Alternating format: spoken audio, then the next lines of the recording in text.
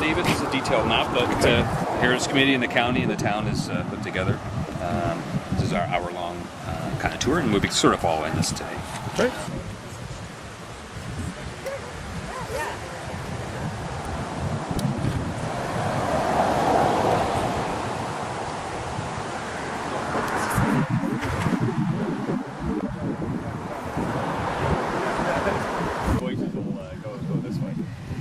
So welcome to our Doors Open Erin. This is our heritage walk that we're doing. It's the first time we've actually done this in quite a while. In 2007, we did it in conjunction with another organization. It's the first time that we're doing this on our own. And thanks for coming. My name's Jeff Duncan, and this is Phil Gravelle. Hi. We're both self-described heritage nuts, and to make that more genteel, they call us heritage enthusiasts. That's the vernacular that we're supposed to use. In our real jobs, Phil's a reporter and an acting editor for The Advocate. Yes. Fair to say, all right. And I'm one of the town councillors. So, yeah, both the media and politicians here. So we're kind of at the lower end of the public likability scale. So hopefully by the end of this, we'll maybe turn that around a little bit. So speak for yourself. Yeah. So just to give you a little bit of just an overview, I guess. So you're within the village of Erin. Village of Erin is within the town of Erin. The town of Erin is about 71,000 acres in size. So it goes over to Welfare Massa to the west, Calvin to the east. To the north is Dufferin County, East Garifasha. To the south is Halton Hills in Halton region. So we have a population of about 11,000 people. About 3,100 live in the village of Erin, 1,500 in Hillsburg, and the rest live in the rural area. So if you're from out of town, basically the town of Erin is broken into, you're either a villager, meaning you're from the village of Erin, you're a Hillsburger, you're from Hillsburg, or you're a township person, meaning you're from the former township or the rural area. That's things in the town of Erin, and just kind of give you kind of a scale of the size of town that we have here. Let's see here. Now, pretty much from an overall perspective, this area was really started to be settled in the 1820s, and we'll get into a little bit of that after. So 1820s sort of is the benchmark. There were some people that started to settle here from after the War of 1812, and they got land grants at the south end of the town, closer to the Hopewell area. But primarily, a lot of up here was entrepreneurs and families settling into this area. So that's a little bit about us. We were wondering a little bit about you. Like, we've got our sign-in sheet, so just for other people that are here. So we got people from Kitchener and Chadsworth, Erin locally here, Walkerton, yeah, and Hillsburg. So I'm just trying to wonder what would be the furthest away, Chadsworth or Kitchener? And who's the closest? So there's a few from Erin here. Who's the closest to right here?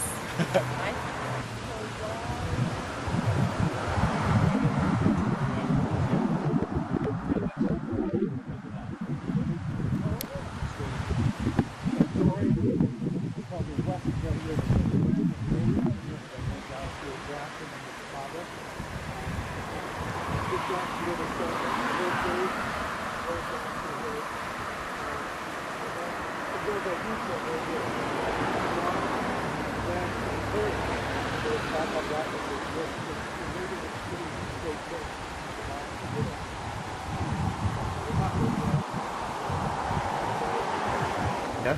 But they had to bring their materials in here to have the wheat milled and to get lumber from sawmills and things like that. So it was more of an industrial center. This hardware store here was built in, I think, 1896 or so. And they had a mill, which the river that switched and went around had a very powerful mill, and that mill was powered by water from actually the other side of the road. What they did is they built a mill race, a big ditch. They have a dam and a pond. You'll see it when we come around the other side of the road. But this chute came under the road near here and powered that mill with 30 horsepower of power which was significant. That was huge back in, you know, I can't remember, 1834 or thereabouts. And so it was quite revolutionary to take the water from one part of the river and scoot it across. I think it drops about 30 feet from there. And so a lot of these immigrants had experience in Scotland and other places with mill building. And so they came and they brought their expertise here and were able to build small industries out of the wilderness, basically. Yeah, and so the town of Erin, people ask, well, how did it get that? You know, how did it get its name? So the sort of the accepted explanation is when they were surveying this original area, there was the Caledon, which was named after Scotland, and there's Albion that was named after England, and so Erin, or Erin, they named that after Ireland. So you sort of had the British Empire represented. Right. Now, the town of Erin primarily was actually settled by Scots, though. But we're discovering a lot more Irish were here than has previously been sort of the accepted norm. There was actually a lot more Irish people here, but kind of in the pecking order of the empire, the Irish were sort of on the bottom. And a lot of the older histories and things that were written by more predominant families that were non-Irish didn't seem to really give them their due as much. But they still were more of a minority, so it was a kind of an odd thing that was mostly Scottish, but a town was named Erin. And a lot of these Scots were the ones that Phil was talking about, that they came over that were really highly skilled masons. And I think when they built, we see the other mill later on here, there was probably about, 200, I think, that came over and were employed to build one of the mills. So it's fascinating history. Permission to, if you wanted to borrow money and build something, you just went ahead and did it, essentially. Okay. It's at our Doors Open site. On our tour, we're not going to go into the sites, or else we'd be here for probably 4 hours. So you're welcome, to come back and you can cut the flowers. I would encourage you to do so. Some people are being staff or volunteers, and they're spending their time. Yeah. Anywhere you see that's fine. The anniversary coming up next year. So it's still holding up pretty well. I think it's called the Gothic Revival style, based on European design. For a long time, there wasn't actually a steeple on the church. The steeple was only created roughly 15 years ago, I guess. Yeah. So it was fundraised up to a certain point, and then it served the community without steeple for a long time. And I think they had some money bequeathed, and they fundraised a bit. And they moved the doors.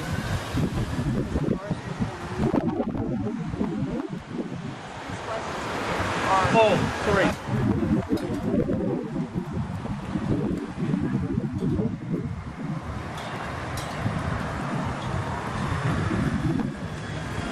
At our first stop back there at the lumber store was operational, but just a few years ago. One of the last ones on the whole Credit River system, and it had been preserved, but it was an all-wood building, and it burned down about 3 years ago, unfortunately. But it was quite a treasure. But it was still privately used by the lumber company. It wasn't a public site. But it was open for one of the Doors Open tours. Yes. In the early So it 2000s. had all the pulleys and gears, and this huge stone with a huge drive shaft that went up 2 stories. It was quite a thing. But this mill down here was built in 1849, and at the time it was called the new mill because it was bigger and newer and fancier than all the other small mills. And so. This was, but even though the industry changed, mill power wasn't as necessary because you had so many factories with steam power, and the road system was much better. So you could take your stuff to a bigger city to get it done. You didn't have to get it done locally. But this mill is unfortunately in a ruin right now. It hasn't been able to be developed like some of the other mills are. Very nice art centers and things like that. If you're not, it's beautiful. Yeah. But it's still part of our history. And again, this was powered by water from the other side of the road. They built a huge, long ditch, mill Raceway, We'll see it when we go to the other side of the road, but it goes right under that chocolate, Deborah's chocolate shop. The basement, you can get into this raceway. So imagine the river and the mill pond. We're on the other side of the building. There's a long pond over there. The water would scoop across, and as it falls, the power goes. And the mill here, is actually looks even a lot larger than this, because this is almost, imagine, they designed this to fit into the landscape. So on the other side is actually 3.5 stories. The basin where it had to go into the building. That's totally. It's just a shell, really. Yeah. Is that made out of Stone blocks. Yeah. Yeah. The other side's not painted, so for photos and things, it looks more like an old mill. Yeah. Right.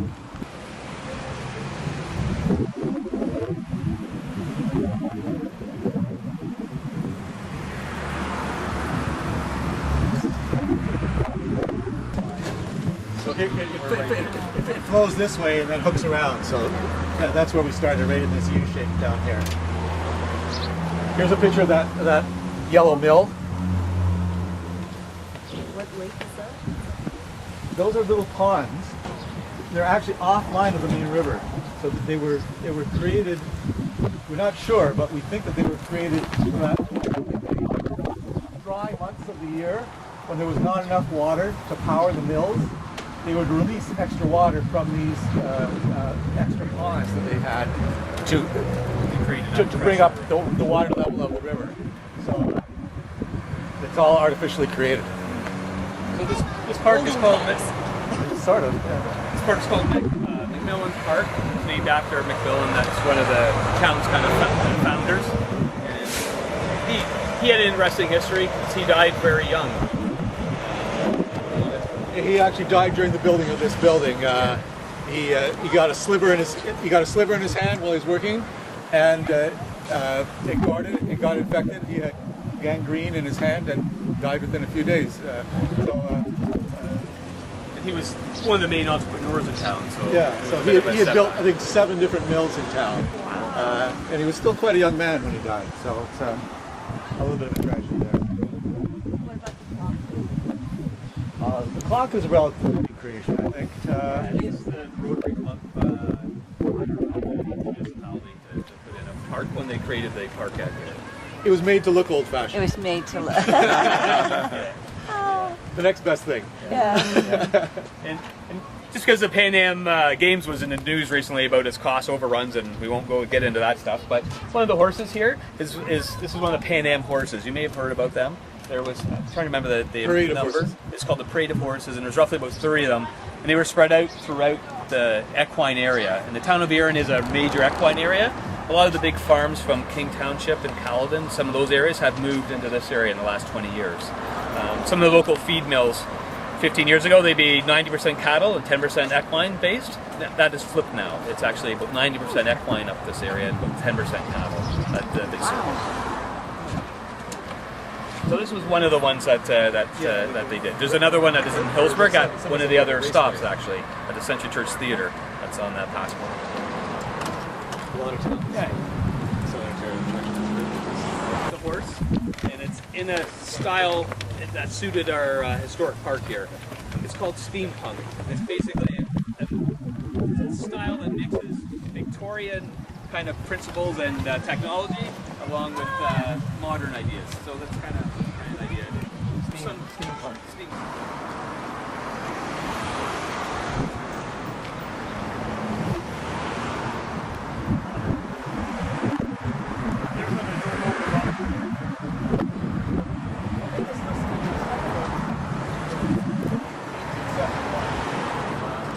In almost all cases, they had started out with log churches or something like that. After the got more popular,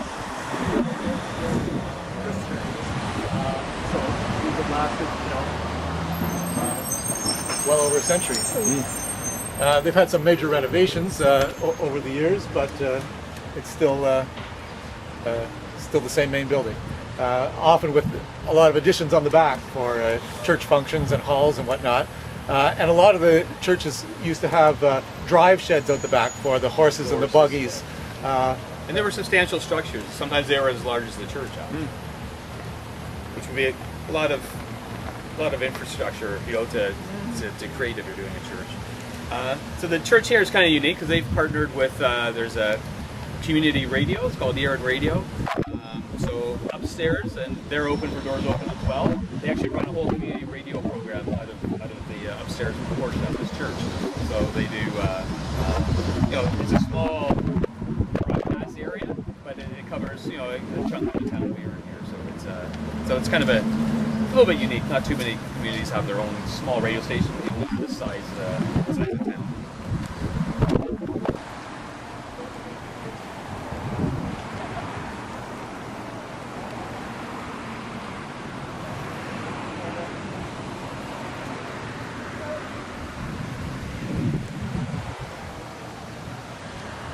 There's very interesting treatments on the top of the windows. There's stained glass, and there's a fancy archway there. And one of the unique things early on is that they had an intercom system. And so we're talking around 1900. There was a little speakerphone thing, so that if you were sick or someone in your family was sick, you could come to the door in the middle of the night and activate this speaker thing, and then it had a tube that went up to the bedroom of the doctor, and he could come down and see if he could help you out. So there is a book out there. It's called Main Street Pictorial History of Erin Village. It's by the Boston Hills Press. It's out of print, but you know, you can do the Amazon. It's in the library. Look online, or it's in some of the libraries. And there's a nice photo there, actually, of that one mill, that's standing. That's still right there. Yes. Yeah. Is it still a house or is it an apartment? It's a home. With they also run a business of it, but they own. Normally we get something so big, A lot of times in the Have to 60s and 70s, things got divided because there hasn't been that pressure to demolish things down and replace. And we're really limited, unlike Milton, with our the amount of growth that we can have here. So what we're hoping is, like, a lot of our economic growth won't come through residential development like in your community, but through you know, our own heritage and agriculture kind of base, and entrepreneurs and things that want to move to a unique area. So with that, one of the parts that's the downside is a lot of the people that live here, to be quite frank, they don't really know what they've got because they haven't lost a lot of things yet. So that's one of the challenges that if you're a heritage activist or not, or enthusiast in town, that's one of the things that you face, because you know, those things have always been there, and there hasn't been a lot of things lost.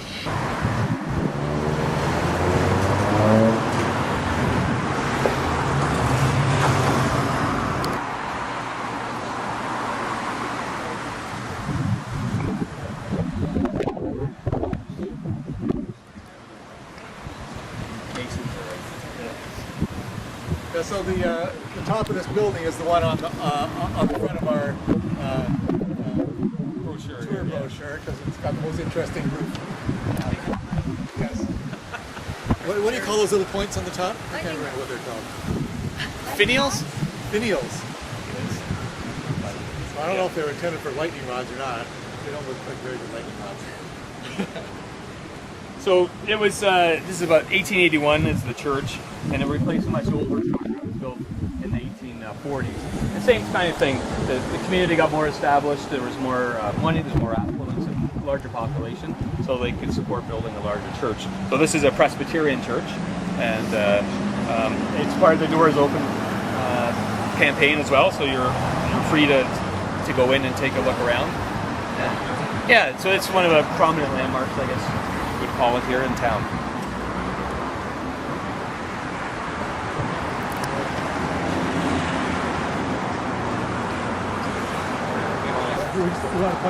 Well, There's a lot of a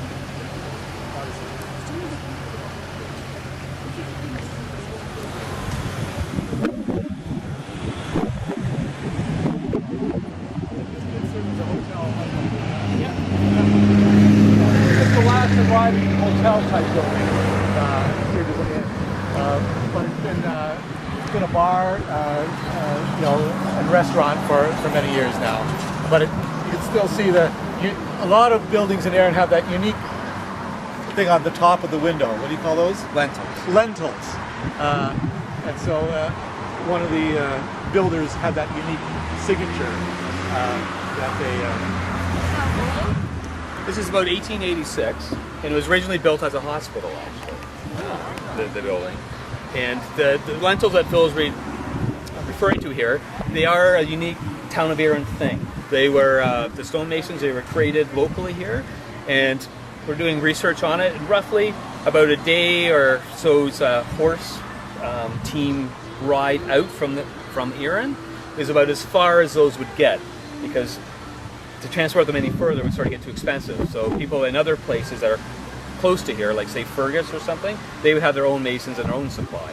But this is actually unique. So they're in 5 pieces. There's a large middle piece, 2 arms on each side, and 2 blocks down below.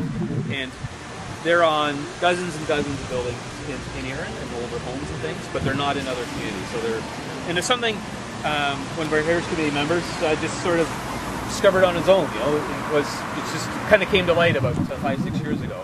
And the gentleman's passed away, so we refer to them as Steve's Lentils, and he sort of came up with the topic of it. So the Bush Home Inn, it's been a landmark in Erin for a long time. It's served different functions, and it has had a history as a bar. Jim, you might remember the days in the 70s when the tables and chairs were actually bolted to the floor. It was a bit of a rough place, but it's gentrified itself in the last little while. And yeah, they're open for lunch and things. So welcome. Big property. Yeah, yeah. This is actually more wealthier.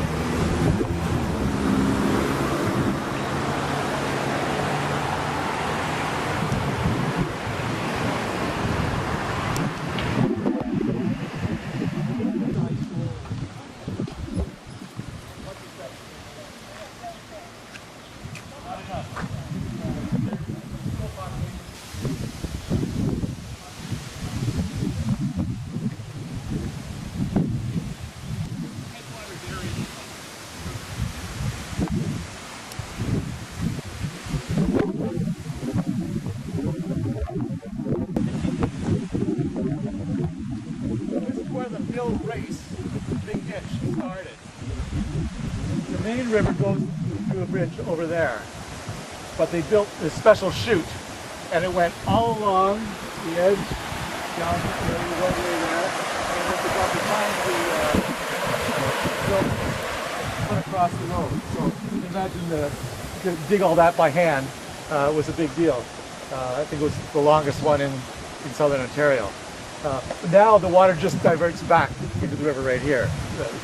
But I was just talking to somebody today, they remember floating along that on a little canoe, and you'd have to lay down in the canoe to go underneath Main Street because it was so shallow, but you could cruise through there.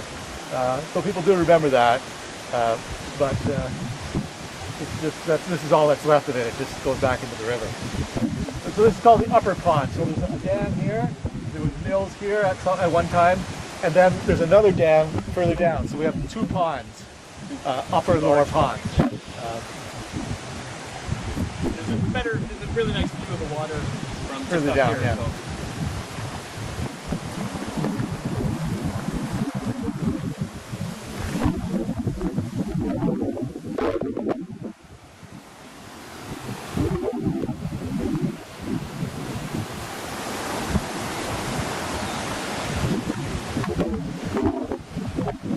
Environment and also the industrial kind of development of Erin.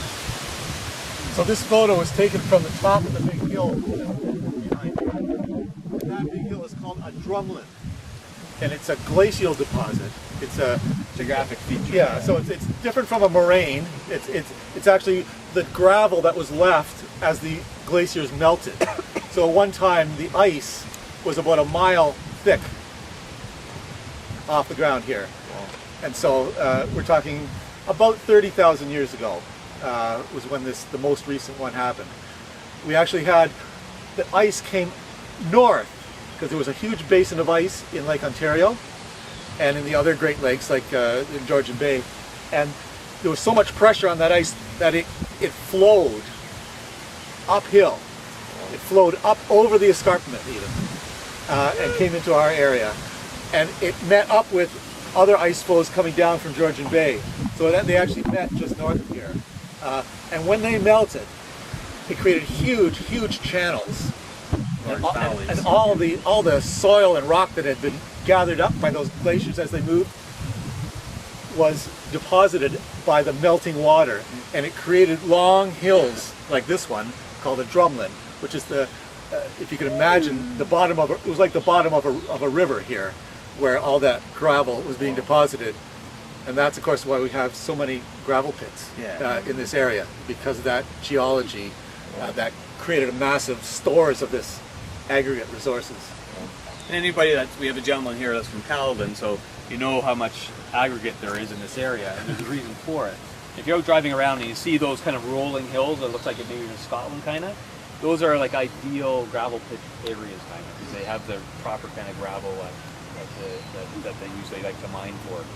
But it gives you the base of, it's through those geographic formations of why they settled here, because it created then the channels to allow the small rivers and creeks to flow. This is that pond up there, and you can see the river going through here. You can also see the big ditch. So that's the one, the chute that starts over there. So so the river comes along here, the ditch comes here, and it goes over, crosses the street, and it powers that big mill that we saw on the other side of the street. You kind of see here, like here's the river down below. You see there's a huge embankment, and you see how much, like this water here is flowing much higher elevation than it is down below here. Yeah. And to give you the perspective where you are, that's the Bush Home Inn that we were just talking about, and there's the Burns Presbyterian Church there. That's on the front cover of the. So that's it here. Yep. You can see the we'll get the good view down here. Yeah.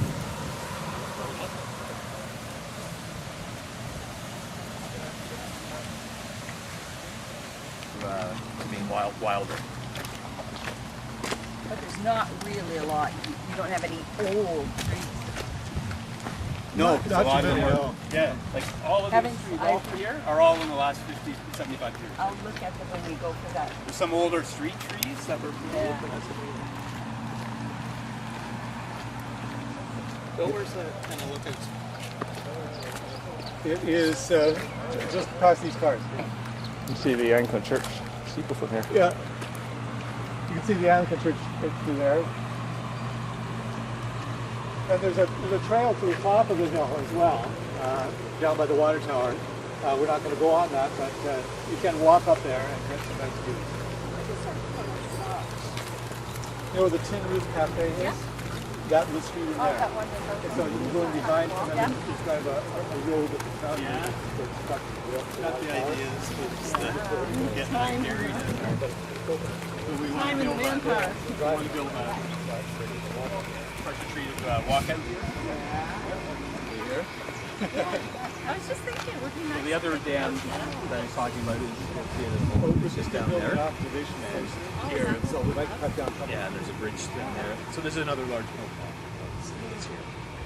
So just imagine them, being in sequence. So they would let the water out of some and control the flow, and that would dictate the pressure. That would dictate how much power. We'll get a little bit better view when we get down to the dam. But,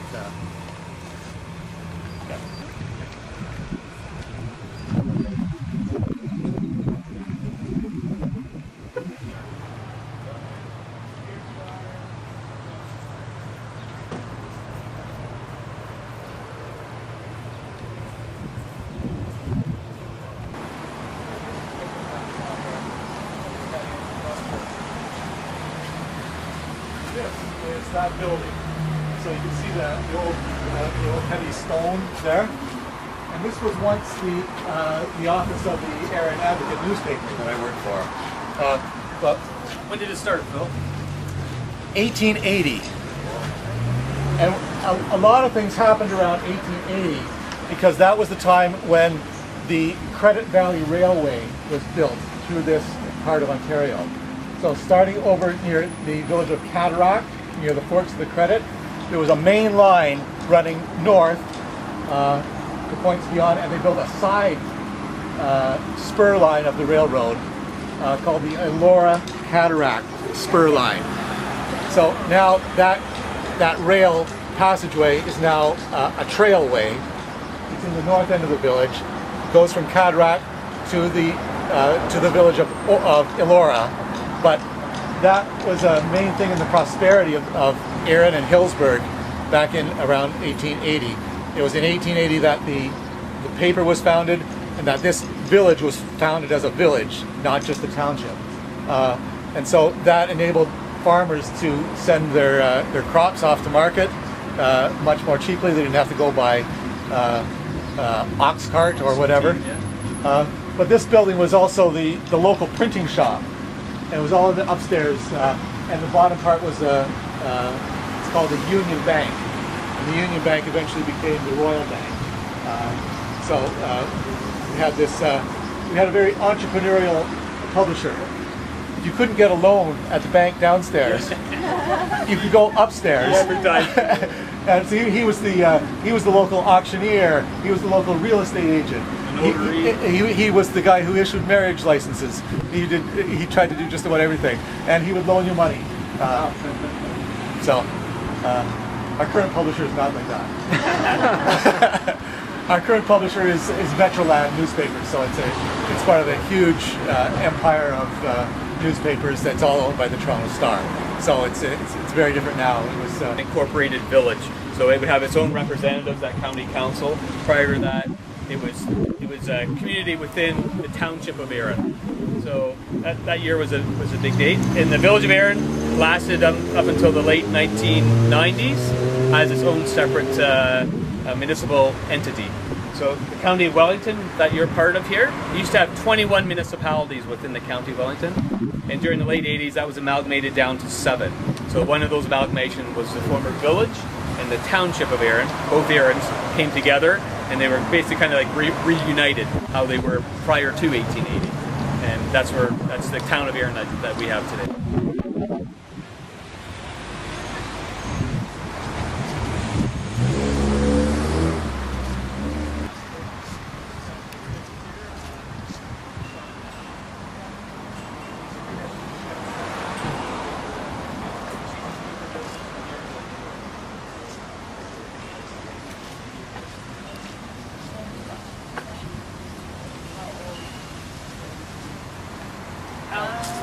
It doesn't have the same stone. No, it has different lentils on it, which is a little different.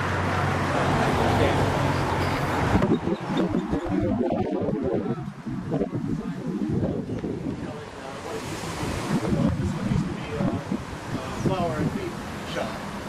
And so it has the different uses that it was put to over the years. Yeah, quite a few of the shops will have those little signs in the windows, so give you an idea of what used to happen.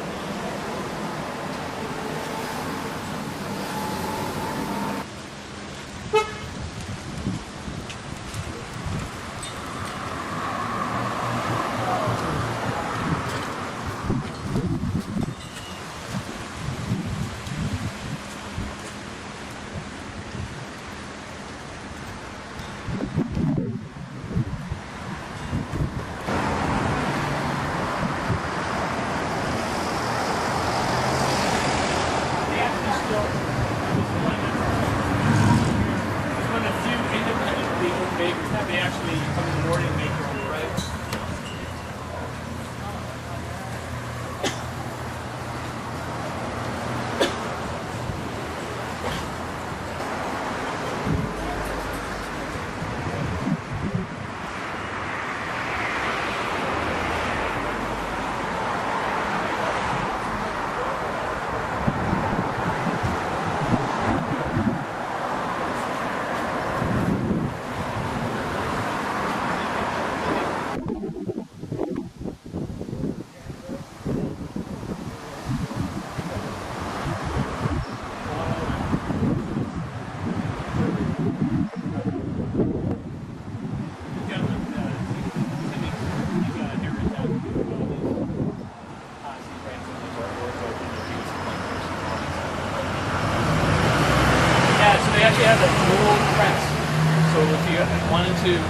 oldest book in the whole field. They do that. There's not many places around that do that kind of thing. So that's kind of one of the things that the town of Erin's been trying to promote itself at, is some of the different entrepreneurial sort of ideas that that you can do here. There's a lot of unique or eccentric businesses, if you want to call it that. But And newspaper building, they had to build a special spur line of the railroad down the road because the thing was so heavy that, and it couldn't be carried by teams of horses or oxen or whatever, and so they would do stuff like that with the rail technology.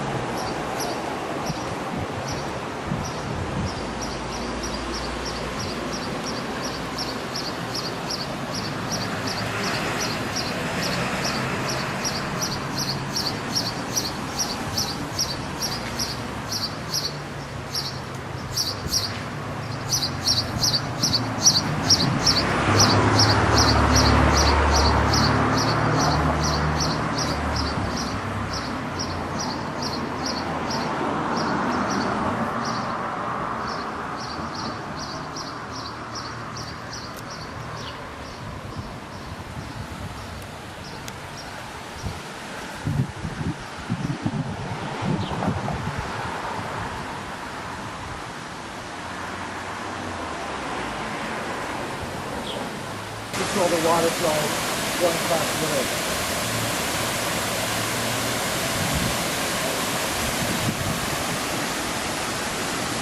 That chute runs right beside the foundation of this house. There's kind of a few columns with moistness in the basement.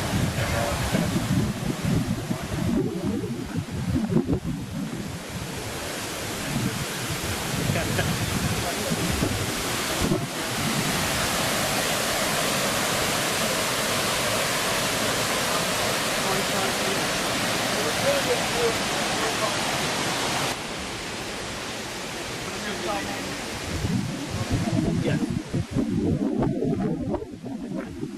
Well, there's probably By Henry Trout, and it was a sawmill. So they needed the construction materials because it was like only, it was usually like mud huts or log huts, shanties. little shanties, and so they needed a sawmill to create decent lumber to actually build some houses. Familiar with a place called Norval?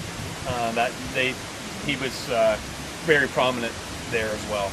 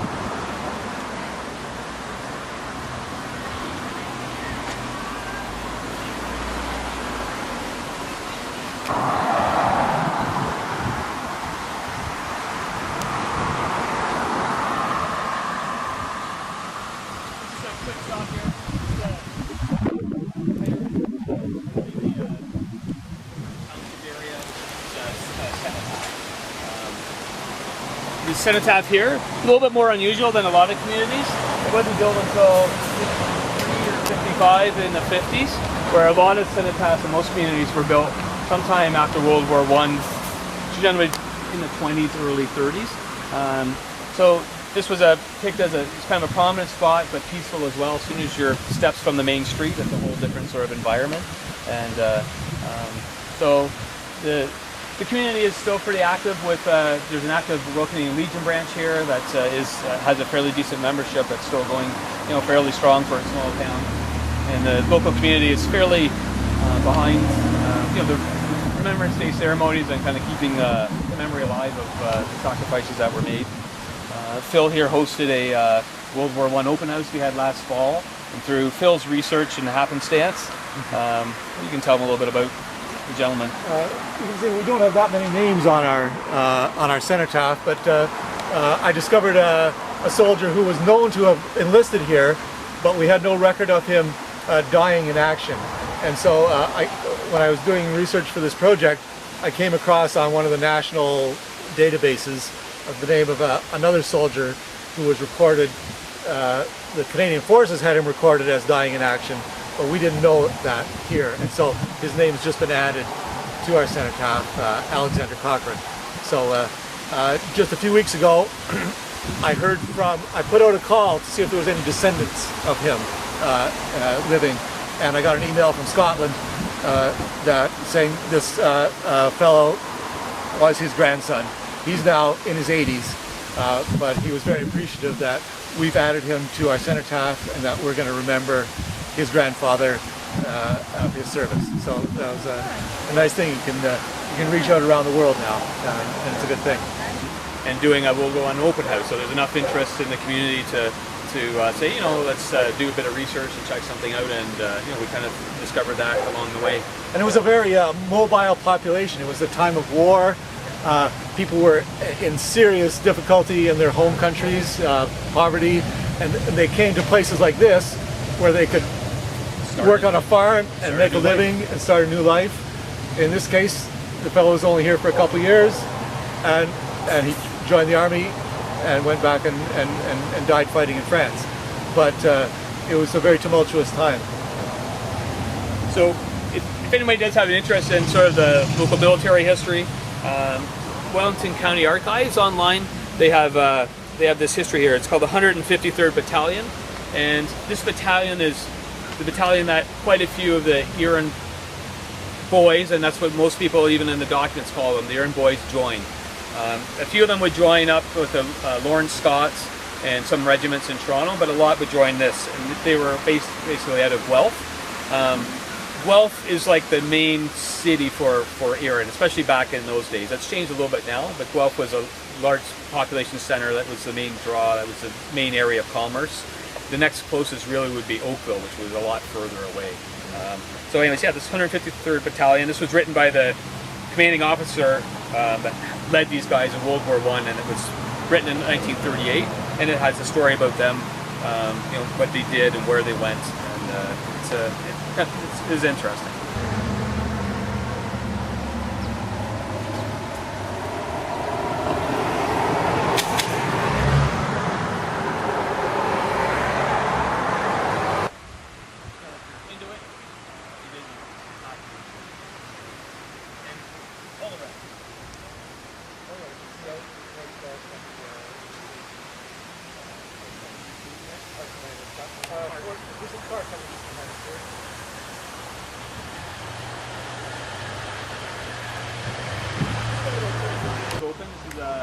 Devonshire's. It's a bread and breakfast, and the owners here also it's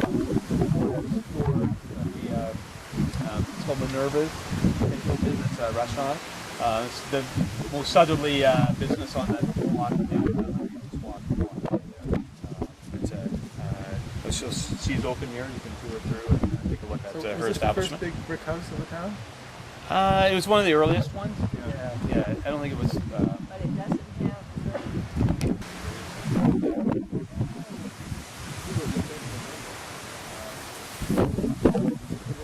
The guy who owned the lumber mill was also a builder.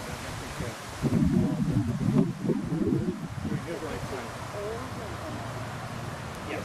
Yeah. So you have to remember, like, these areas for us, like, we don't have like an Oakville or Burlington kind of history.